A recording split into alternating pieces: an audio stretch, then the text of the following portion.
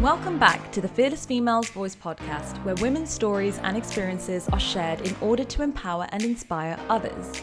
Before we begin the podcast, I want you to check out my free Stuck to Success quiz, which will help you discover why you're stuck in your work, provide clarity on your next steps, and give you an immediate action plan. It takes less than 5 minutes to complete, and you can find it on my website, www.fearlessfemales.me. On this episode, I am joined by Nisha, who is a career coach. She started off her career in finance straight after she graduated and quickly realized that it wasn't for her. Nisha has been in jobs she didn't enjoy, she has traveled the world and made realizations about her life from there and had a vast range of experiences.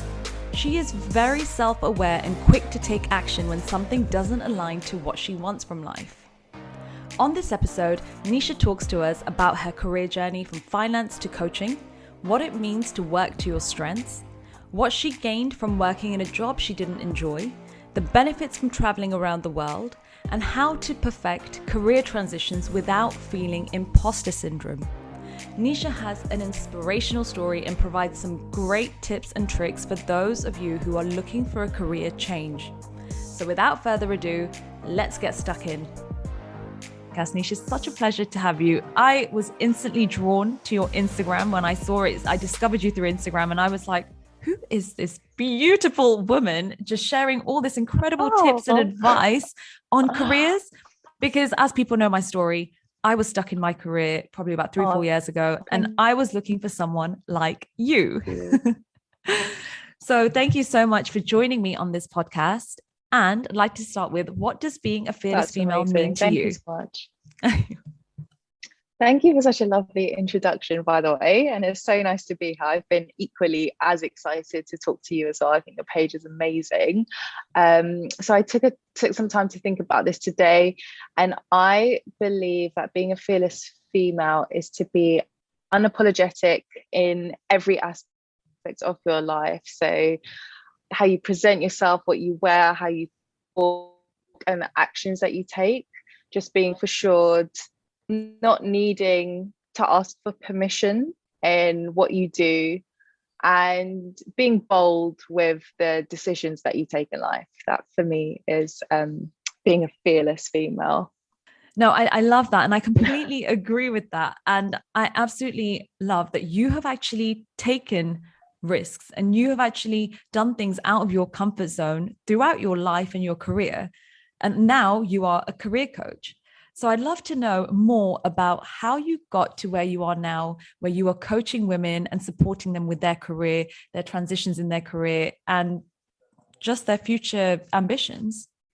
Yeah, sure. So I think like most coaches, your programs and what you do comes from personal experience. So of course, I specialize in helping women like yourself, Chandni, go through a career transition, people who are feeling stuck and they're unsure what to do, because I feel like that very much is talking to a younger self and what I was like when I was younger. So my career actually started in a very gruesome and brutal industry, working for Bank of America Merrill Lynch, like straight out of uni. So I was there for 3 years and it was an incredible experience. I mean, I learned so much from such a young age, but I think like most women today, after a few years, you start to question whether this is the right industry for you, whether this is the kind of people you want to be working with, and whether, you know, this is satisfying your sense of being. So after 3 years of working at Bank of America, I then decided to go traveling, which is obviously a really cliche move that most people make. But I felt like I owed it to myself to, again, just push myself out of my comfort zone, just do the opposite to working in London. And I traveled for 8 months alone, going to South America, Southeast Asia, you know, just doing things that I just couldn't ever imagine before. But I think when you start off your career in such a a regimented industry, I feel like so much of you wants to burst out of the London bubble. So that's what I did. And I'll be completely honest with you, when I came back, I fell into it again. I got my second job coming back was in finance. I just thought it would be better because it was like a smaller financial firm and not as big as Bank of America. So I was like, okay, this is kind of like a stepping stone, I guess. But now thinking about it in hindsight, like it wasn't at all. I still did it 2 years, but then it was after that, after another break, I then ran away to Australia. But I think at that point I was like, okay, this industry is not for me. I want to do something completely different. And I came back and I got a job at Great Ormond Street Children's Charity. So I was a major gifts fundraiser there. They call it a philanthropy manager, which sounds super posh, but not a lot of people know what that means. And that's essentially fundraising big gifts for Great Ormond Street. So that was, I guess, the most extreme transition I did from banking to public sector. And during that time of working at Great Ormond Street, I picked up so many new skills, I can't even tell you. So just from hosting workshops, from speaking in front of people, presenting more. And I think that actually gave me a lot of confidence in myself, which again was a stepping stone to then starting my own business, because that happened in the pandemic. So that happened in the second year I was there, and I had all the time in the world.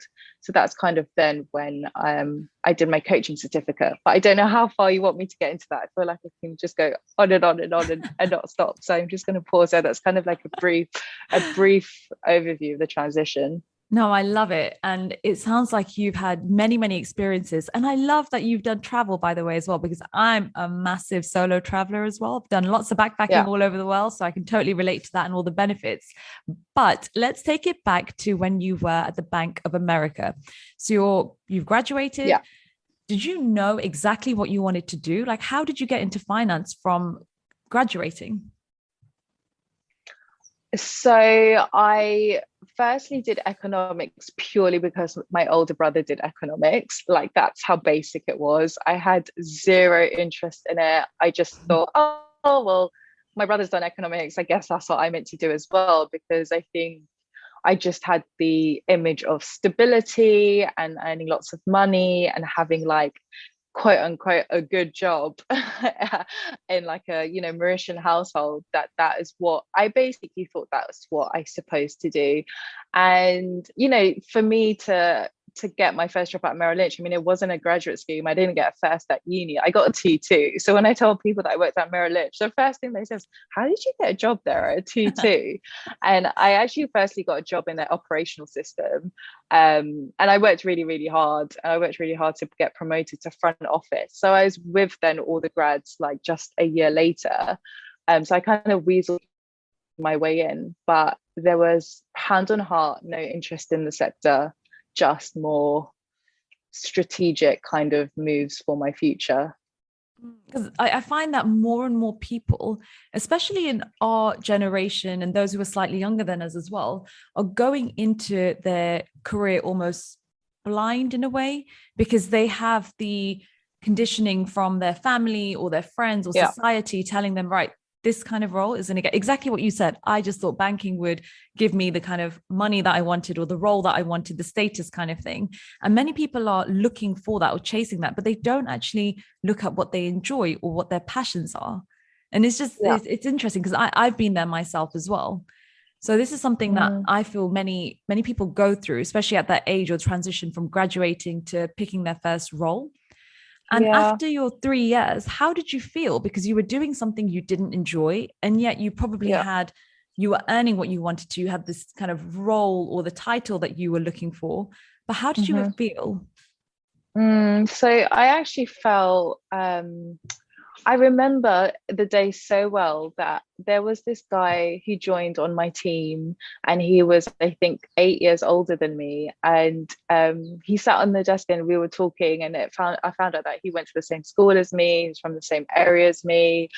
And I just found it so fascinating that he ended up on the same desk as me. And I remember having this moment like, are we just all cogs in a wheel that go to similar schools and then just get the same jobs? And I was like, surely, like that just blew my mind. And I just remember feeling like I shouldn't be here. Like I don't belong here. I never belonged here. I just worked hard because, you know, you just do, you work hard, right? But there was no, I don't know, there was nothing keeping me there apart from like, I need to get out. It was like if someone could like have tattooed that on my head, like I need to get out, like that is what I felt, because I felt like I was part of like I don't want to get too like philosophical, but I just felt so part of the system that it just wasn't who I was. So I was like, and now I need to figure out who I am and what I actually like. Amazing. And that's when you decided to go into traveling. What is it about traveling that you thought would help you discover that? I think so. Growing up, my parents always encouraged. We always went on holidays to like Asia and other countries, and obviously being from Mauritius, we always had that element of travel growing up. My mum used to work for British Airways, so traveling was such a big part of our family values.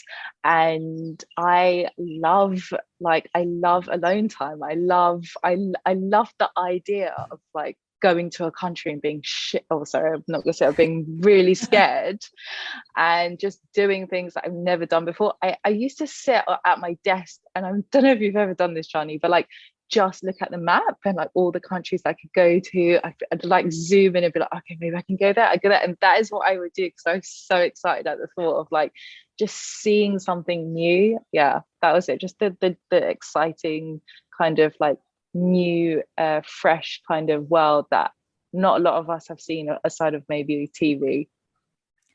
And I have totally been there. I'm going to say I'm currently there. I'm Yeah, always looking for what holiday deals are there? What can we do? You know, yeah, COVID was difficult. Me and my husband were saying before COVID, I think he was traveling in 2019. I think he traveled to 13 different countries. So he was always on the wow, go. And I think I did 6 or 7. yeah, And this is whilst I was working in a full-time job.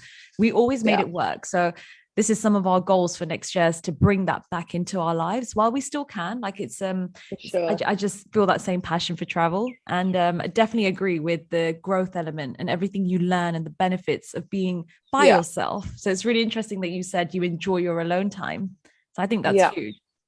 So you did your 3 year stint at Bank of America, made this huge realization for yourself, and decided to Mhm. go traveling. Now, this is a really big step and something that you don't hear that often, because there's Mhm. almost that fear element from many people who are stuck in these kind of roles and thinking, do I want to try this? Yeah, Do I want to step out and do something different? But a lot yeah, of people will continue doing what they're doing because they're comfortable and there's that security element. So, yeah. what were those around you saying in your workplace, your family, your friends, when you were looking to be like, right, I'm going to leave this job and go traveling? um so actually I wanted to go a year earlier, but my brother was like, I don't think you should. So he kind of like talked me out of it the first year, because especially when I said I wanted to go alone, he was like, oh, I don't know, like think about it. And he kind of like, so he was like the first person that kind of, I wasn't hesitant, but I guess the first knockback I got. So I actually then postponed it for a year. Over a year, I got more confident and I knew I could go by myself. But if I'm being completely honest, everyone around me, including my parents, was so encouraging. Like, I feel like people are a little bit more fearful of those things now because of the things we hear on the news, and, you know, all that stuff has existed. However, the intensity to the horror stories that we hear are so tragic that there was almost like a more of a sense of naivety 8 9 years ago when you're going traveling. You know, I didn't really use Instagram then. You know, I didn't really like post pictures on Facebook. I would just kind of text my mom every time I'd landed in a new country. So I remember I went away for 8 months and I think I posted like 5 pictures. Like that would never happen now. So yeah, so it was just a different, I'm gonna sound really old, but it was just a different time back then, I guess. Oh my God, I'm with you Sound on the like an sounding old. 80-year-old. No, it's fine because I'm the same. Every time I went traveling when I was in my 20s, I didn't really use social media. I hardly posted. My Yeah, mum was like, just send me a message and let me know you're fine. And then just yeah. do your thing. And that's all I needed to do. So I'm with you on that. Don't worry, I probably sound a bit old here as well. But hey, it is what it is. And Yeah, times have exactly. changed. For sure. So you had what kind of moments did you have whilst you were traveling in order to understand what you wanted to do next? That's a really, really good question. So the first time, quite a pinnacle moment for me actually was when I was teaching in Cambodia. So I did a English teaching kind of program, and I was in Cambodia for a month, and I can't even tell you how much I loved it. It was just the most unbelievable wholesome experience. Like, the school that I taught at literally didn't have walls. It was like basically this huge shed in like the suburbs of Cambodia that you'd have to get an hour tuk-tuk to. Like, the kids didn't have anything. They were just mixed kids from like every single year, all sat in one room, and you get there and they're just like, teach.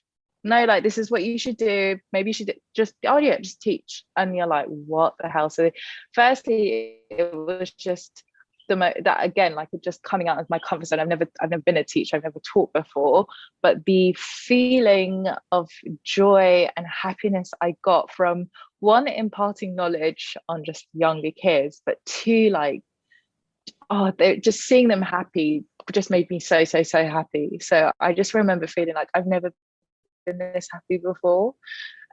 So that was a moment to this day that has always stuck with me. And essentially, I guess, why the charity that I then worked for a few years later was very, children focused. I'm more of a humanitarian than I would say an environmentalist, even though I care about both. But I guess, obviously being a coach and all of that, humans kind of, I guess, just resonates with the kind of work I want to do more.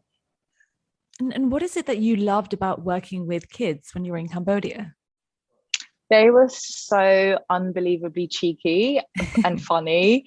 Like, you would think like, oh, they're just these cute little kids because they don't have anything. They're really nice, but no, they were little terrors, and it used to make me laugh so much. Like, they would like break their pencils and pretend they couldn't work, or like, yeah, they were just like, there would be like girls just talking to the boys, and like, the girls are like 7, like not concentrating in class, like. And that some of the kids used to write me letters like, I love you. They used to call me teacher Nisha. They don't call you miss. I like teacher than your name. Oh, So I have notes and stuff after. It's just, I think, and like, kids in those kind of countries, developing countries, compared to kids in London, worlds apart as well. So I think it was just experiencing a different kind of generation that, we don't really see here. Kids here grow up really, really quickly and have iPhones and all the rest of it. So I think it was also experience this level of innocence, that I don't really get to see. I love that. That was so nicely put as well. It makes me want to go and do something like that. I've never done volunteering in schools or teaching with kids or anything, but it's something I wanted to do in the past. So maybe I can look at revisiting it at some point in the future. So you had your stint for 8 months whilst you were doing solo traveling. And then you said you went back into finance, the industry that you were almost not passionate about, not enjoying. So what made you then go back into finance from your travels?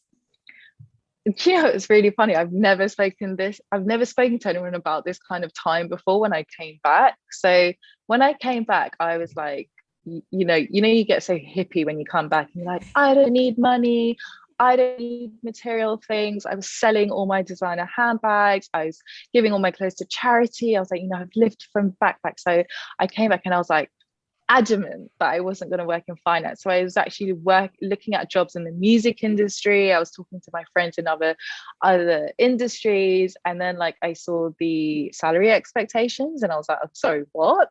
Like, I couldn't fathom at that point in my life taking a 10, 15, 20K pay cut to work in a different industry. And, that sounds really shallow saying that now, but I was like 24, 25, and I had been living and working in the city. I was going on like all these trips.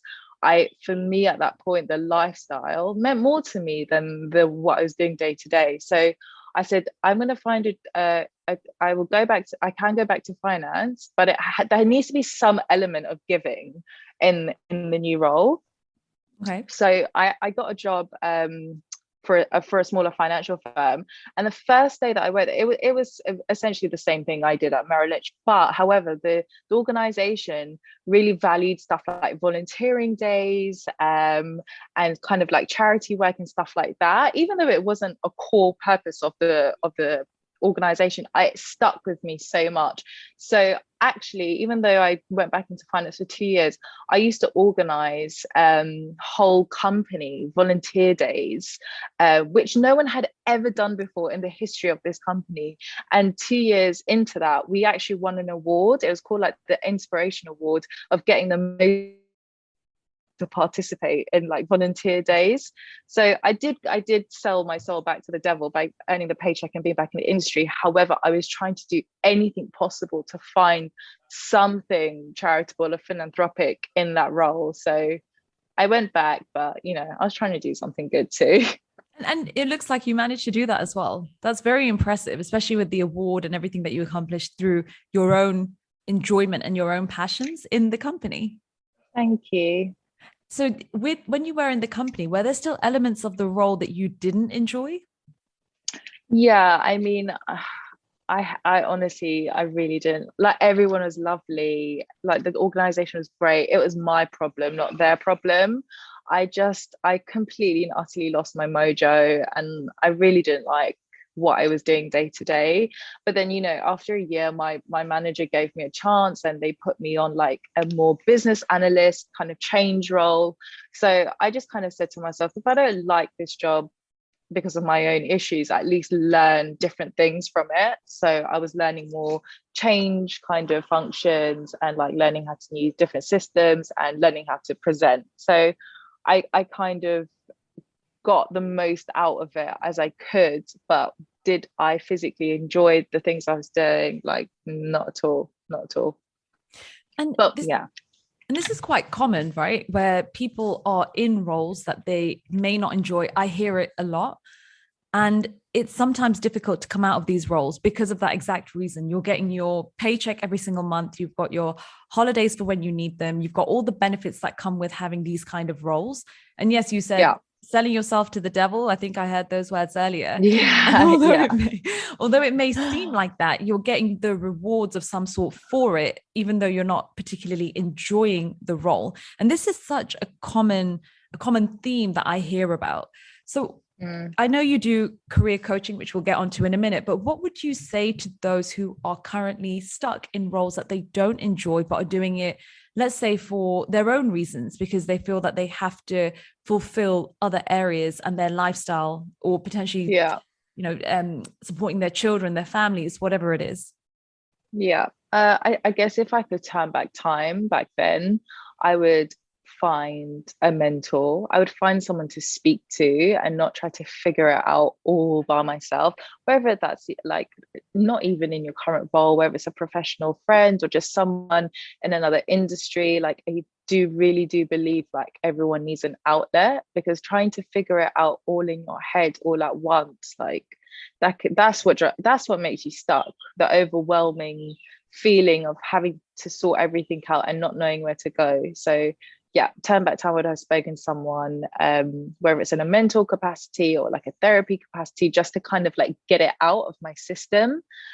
And then I think I definitely should have just explored a little bit more, like, what was I good at? I just always thought, you know what, I've worked in the corporate sector for so long, this is all I know. I didn't really believe I could career transition. I didn't believe I could make that kind of money in another industry. It was my belief system. It was my mindset at the time. I was such in a fixed mindset. And when you're in a fixed mindset, you're like, you hate your job, and then you hate your London, and then you hate the weather, then you hate the train journey, and then you hate this, it's a downward spiral. So it's kind of just just having those shifts in your day, just trying to bring joy in your day again, and not feeling like it's so doom and gloom, like everything can change just like one step at a time. And it's interesting, you touched on mindset there and also your strengths. So I feel that strengths are something that not everybody fully understands. They may not know what their strengths are, or how to identify them, or even how to use them for them, like how to actually make use of what they have and what they're good at. So how did you identify yours? I think I started just doing, so at this point, right, I left again. So I went to Australia, and because I just believed that my problem was just being in London, and I couldn't escape whatever I was feeling in London. So when I did this move again, I just tried doing new things. I just tried like new jobs. I almost did a 180. I just wanted to learn how to do things, and just kind of wanted to identify the things that made me curious. And I ended up working as a notoriously, some people say, like the hardest or worst job in the world, as a street fundraiser. Like, it has such a bad rep, but I loved it so much because I've never been in sales before. I've never worked outside before. I've never ever in my life like done anything like it. So this was the first time I did something so different, but it kind of amplified all the things that I was actually good at, which was speaking to people, which was actually like, you know, I love sales. I love that part of my job. I know people hate it. I really, really do. It was just kind of like, just the constant trying new things. So and following like what I was curious about. I've always followed my curiosity. I've never stunted that. So if you're curious about anything, even if it's like, okay, you might not be able to do a job in that field, talk to someone in that industry, or listen to a podcast about it, or just, you know, just kind of like scratch that itch somehow and just kind of see where that leads you. Because I really believe that once we try doing loads of things, we can kind of pinpoint. You don't have to be good at something. You have to do something that interests you.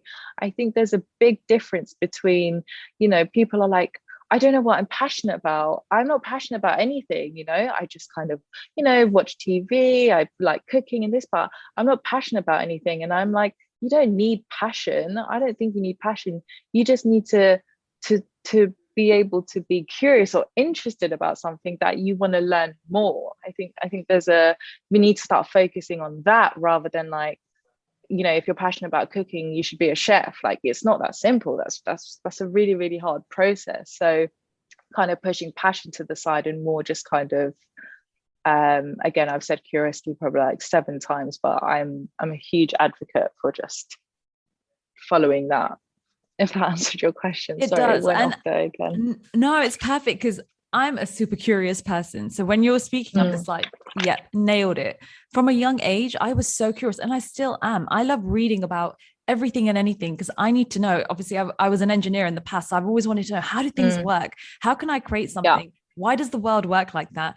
And it just gets deeper and deeper and deeper. So the more knowledge you have, the more, I guess, things you're curious about, you're trying to find out how things work, what you enjoy, and it's all a part of that. So it's a part of that journey. So it's a good way of finding out your strengths. And it's interesting you said you're working 2 strengths, because somebody said to me earlier that I was doing something in my business, and they said, actually, why are you not working to your strengths? And I was thinking, actually, what are my strengths? And when I listed it, I was thinking, this is not the right direction. I need to do something that's gonna do me. And you said you were quite strong in sales, you enjoyed speaking to people, something you hadn't done before, right? For sure. And taking a step in something that you haven't done, or exploring other avenues, can also be quite difficult. So that's something, as we went back to your definition of fearless females, that's a nice little risk you took you something outside your comfort zone. So that's actually nice in exploring.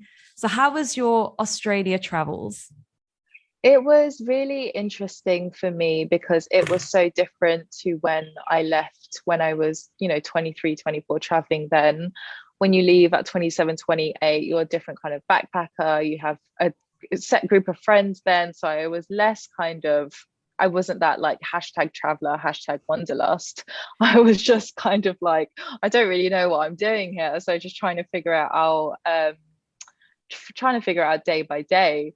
But I think Australia was great, but it showed me that my problems were not external, my problems were internal. It wasn't about what location I was in. I was obsessed with wanting to work on being a beach and being a hot country, but I wasn't a beach and I wasn't a hot country, and I still had this void I had to fill.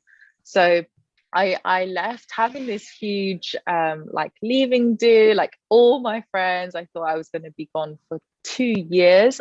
I came back, Chandni, after 10 months. I was like, nah, this is not the right decision for me. And I actually came back home, and it was one of the best decisions I ever made. But at the time I felt like such a failure, but I'm glad I did it. So it sounds like you are very self-aware. So if something doesn't work for you, you try something else. If you don't know this one particular area, you go and find out. And I think that's something that's definitely one of your strengths, right? You're very self-aware. And it's interesting that you said you tried that. You were sick of London, went to Australia, didn't quite work, and you left it in 10 months. Why did you think of yourself as a failure when you came back? Because I had the expectation that I was going for a long time, and I set myself such high expectations. Like really and truly, I thought I'd go to Australia, find a surfer boyfriend, and live forever, maybe on the beach. And this what we build up this picture in our heads of what we think our life is going to become, and when it doesn't, you're just like, and I'm sure that's happened to all of us so many times. I'm sure all of us at 18 thought we would be married at 22 and have kids at 26 and all of this, and none of it happened. So one thing I will say, when we were talking about like how can people find their strengths or what to do when you're feeling like this, is that the next thing doesn't need to be the thing forever. It can just be the next thing, like the next thing, the next job or the next opportunity, that can just be for 6 months or a year, and that's so fine, because it'll then lead you to other things. But I think we're all brought up in this mentality of like, no, one job forever, and then you're just going to make more and more and more and more money, and then then you're 35, 40, and you've just done one thing. You got a shit ton of money in your bank account, but you don't really have life experience or like skills. And I think that's a privilege that us like firstborn from arrogant parents, that we have, that our parents didn't have. And I think now we're learning like we don't need to do what they did, which was just the one thing, and not to take anything away from that. So I think if it wasn't for them, we wouldn't have been able to have these privileges. But it's time for us to kind of like take advantage of that now. No? Absolutely. And I'm going to ask you to put your career coaching hat on for a minute. So one thing you talked about is moving from role to role. Now, what I was told when I was in my career is exactly the same thing. You need to be in this role, work in this one company, be loyal, work your way up. And yet I was really nervous about moving. When I got approached about a new role, I'd always be like, oh, I don't know, I'm being unloyal and all this kind of stuff. And actually, it was just in my head. And I moved 3 times within 8 years, and my career progressed more and more. And they were some of the best moves that I had made, even though I did them with a bit of fear and risk. But for me at the time, it worked. But for many people, they're a bit scared of it still in terms of moving, and they just want to be with one company and work their way up. So what are your thoughts around that? I think there's a level of perfectionism that we try to achieve, and we feel like if we move to a new industry or a new sector, then we're going to be found out that we shouldn't be here. Oh, I don't belong here because maybe I don't have this coaching qualification, or maybe I don't have 7 years experience in media, or maybe I don't have this. And so we set all these like limitations on us, and I feel like we feel this sense of judgment around us. We feel everyone's going to judge us. Everyone's going to judge me if I try do this and it doesn't work. Or maybe my parents will judge me because, I've been an accountant for 7 years, but now actually I want to be a creative. Like, what are they going to say? So, and that's completely fair. We've had lots of judgment all around us. I coached someone who is a lot older than me, in her 30s, and she literally couldn't tell her parents she was looking for another job because she just like couldn't be bothered to deal with the backlash of what her parents had to say. And I was like, wow, that stuff still exists. And that actually encouraged me. I did a post called Career Confessions of a Brown Girl. That was like, that is all of us. That is all of us, but no one talks about it. So I think there's a lot of things like I said, the perfectionism, the cultural barriers, and not to be too hard on ourselves, because it does exist, and it's easy for some people, but it's not that easy for others as well. But do you feel like there is a right or wrong answer, whether someone wants to stay or whether someone wants to continue moving, but with different companies? Is there a kind of answer to that? No, I don't think it's as black and white. There's a right and wrong. I feel like I've spoken about this before. So is there a chance for you to learn new things in this role, or is this just a chance for you to like earn more money? Because either or one of those things are great. Everyone needs to earn more money, or everyone wants to progress in their development. If you don't have those two things, then surely it's affecting your mental health. Like surely it's affecting your well-being. So I think your well-being and your mental health is number one. Like the way you feel is number one. So it's not right or wrong. It's just, is this place making you feel good? Do you feel good about your life at the moment? And if the answer is like probably not, then it's not the wrong place to be. There's something better out there for you, I believe. That's a good way of putting it, because if you're learning, or if you want more money, or what is it exactly that you're looking for in your next step, and does that fulfill whatever that step is? Does it fulfill it? So that's a really good way of putting it. So then you did your charity work, which sounded great. It sounded like you learned a lot from it, and directly from there you moved into starting your own business as a career coach. Can you talk me through the transition of that? How did you go from your charity role to then starting your own business?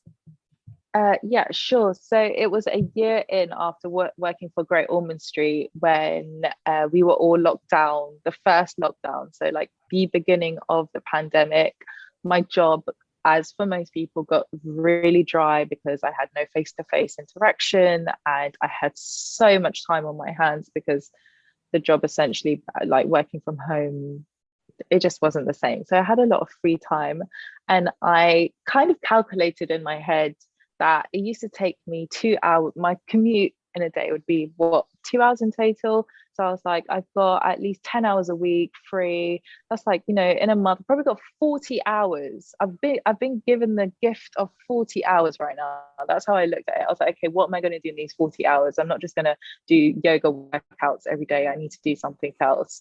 So I probably wanted to be a coach for 4 or 5 years, but was shy to say it out loud. I'd only spoken to 1 or 2 of my friends about it. So I was like, this is my time to do a coaching qualification online. So just as we were chatting about it before, Chandni, I just went on Udemy and I saw a life coach certificate, and I was like, I want to learn how to do this. This is my time. And also at the same time, I was mentoring for a charity called the Girls Network. If you don't know it, check it out. It's amazing.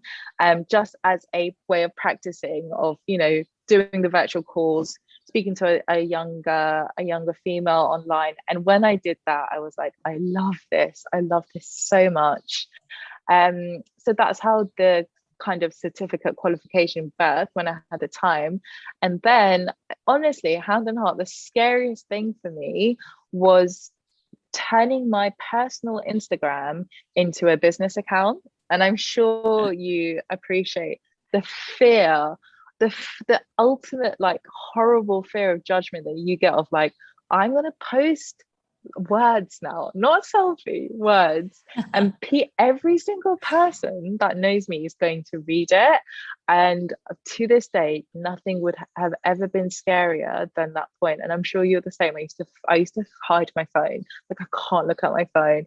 I can't look at it at all. So it was getting over that step, and it was easy to get over it in lockdown because I didn't have to see people, right? So if you were, I can't imagine what it would have been like if I was posting that whilst working, whilst going in the office, and everyone kind of like, what is she talking about? So I almost had this element of privacy, physical privacy, that allowed me to keep posting. And it just did really well because people were at home self-reflecting, and people were at home like identifying that they didn't like their job. So I was almost like chose to do the right thing at the right time, and it kind of snowballed from there. I love it. That's how it all started. That's amazing. I love that you had a passion for it. I didn't realize that it was something that you were looking to do for 3 to 4 years before you actually Yeah, started. How did that yeah. get triggered? I honestly, I couldn't tell you. I couldn't tell you like one thing. I think like you, we both traveled. We've both done a lot in our 20s. So I always felt like I've done so much for the kind of the short time I've been on this earth. I was like, I've done so much. I really know how to live life to the full. And there was a part of me that wanted people around me to have the same thing. When you're a coach, like you don't realize you're a coach, but your friends do. Your friends are always like, oh, Nisha's the one that like encouraged me to do this, or I always feel better after speaking to you, or like I'm the kind of like I'm that friend, right? And I'm sure you are too. So it wasn't really more like a trigger, it was more like a personality trait, if anything. Yeah. I completely relate to that as well. It's like, how did you get into this? Well, firstly, I just love it. And I did a bit of it Yeah, in my old role as well. So I was doing a lot of mentoring and coaching in my previous roles. But more so, I have a lot of friends and family who come to me for advice, or they feel a yeah, certain way after we talk. And it just, for me, triggered something to be like, this is it. This is what I want to do. I want to spread the word. I want to make an impact. yeah, exactly. So, You need people like us. absolutely. So tell us more about your coaching business. What is it that you do and who do you help? So essentially, women who have been in similar positions to us, right? So you've been working in a job for a few years, maybe 3 to 5 years, and you feel like you want to do more. You feel like you want to be proud of the job that you are doing. So I help women transition through their old jobs into new jobs. The program's called Get Unstuck. And then over time, that also evolved into a second program called Hype Girl, because I believe every woman, every girl needs a hype girl. And that kind of focuses on confidence at work. So there's a lot of us who are scared to speak in meetings, who are, scared to talk about money, or we just feel a lot of resistance, or we don't feel that support at work. I love being a hype girl to my clients and just, making them believe that they can be themselves at work, and they shouldn't, you don't have to be this, shouldn't have to have a work you and a real you. You should just be like, you. Absolutely. And what is the number one thing that you love about career coaching? One thing I love about career coaching, that's Yeah. hard, just one thing. Go on, you give me three. um One thing I love, it's just the meeting the people that I work with, like the future clients, and the girls who like I have calls with, even the people who don't turn into clients, like people I meet in discovery calls.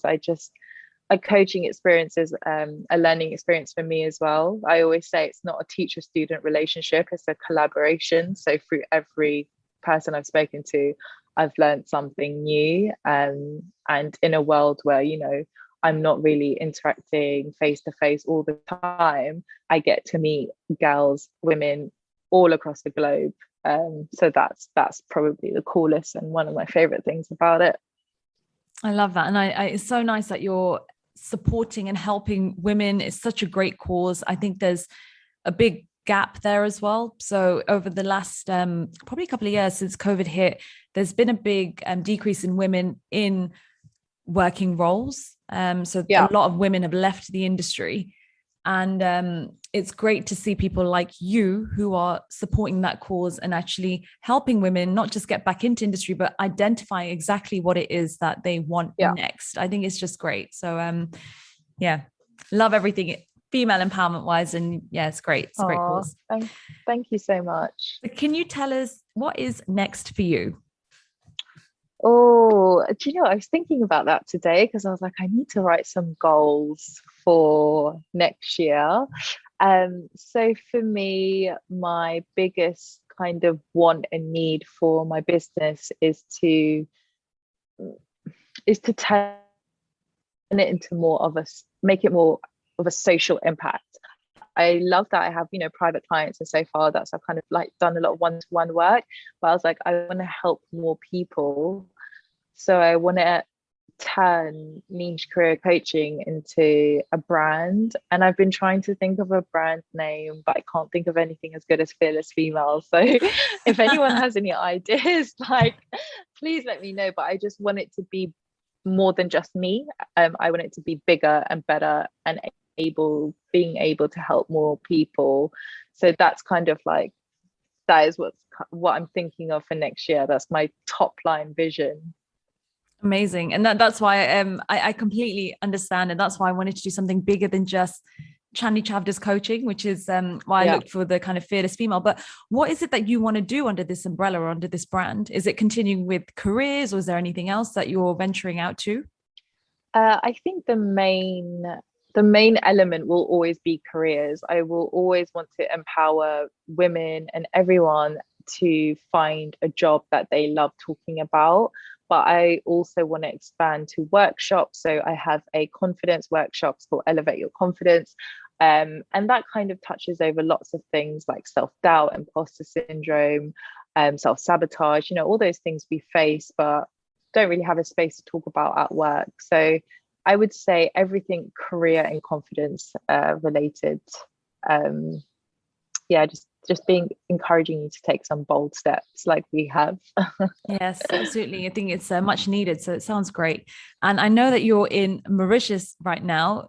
Can you tell us what it's like? So you're working there, so it's not just a holiday, everyone. She is working. Yeah, it's not just a holiday. So I'm very fortunate that both my parents are Mauritian. And when I was able to turn my business full time, my partner and I, we just didn't want to spend winter in London with both of us being self-employed. So it was a very spontaneous and impromptu decision.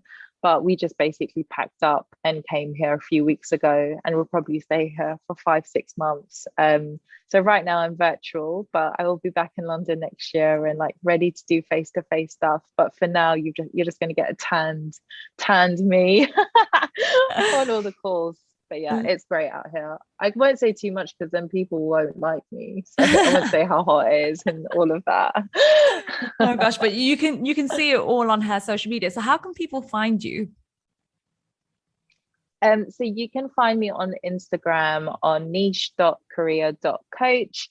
And on my Instagram, you'll see links to my website and my LinkedIn. Instagram's like my main baby, but I've actually just started. I actually uploaded a TikTok video today. So watch this space. I'm going to start on TikTok as well, just trying to branch out. But yeah, Instagram's my main hub. I love it. You're going to blow up next year on TikTok then, I'm assuming. So get those beach videos in and all that. And then... and I'm sure it will blow up really quickly. But thank you so much, Nish, for joining me on this podcast. It's been such a pleasure to talk to you. I've loved hearing your story. It's so inspiring, and I know that's going to benefit many of those listening today. Oh, thank you so much for having me. I've thoroughly enjoyed it, and I'm so happy that we've met as well, Shantanu. So you're doing amazing things, and I can't wait to see like how big Fearless Females gets as well because of you. Thank you. No worries. Thank you so much for listening to the Fearless Females Voice podcast. Don't forget, I have a free quiz for you which will help you discover how fearless you are. It identifies where you're being held back in life and will give you some tips at the end on how to improve your mindset and confidence so you are living your best life.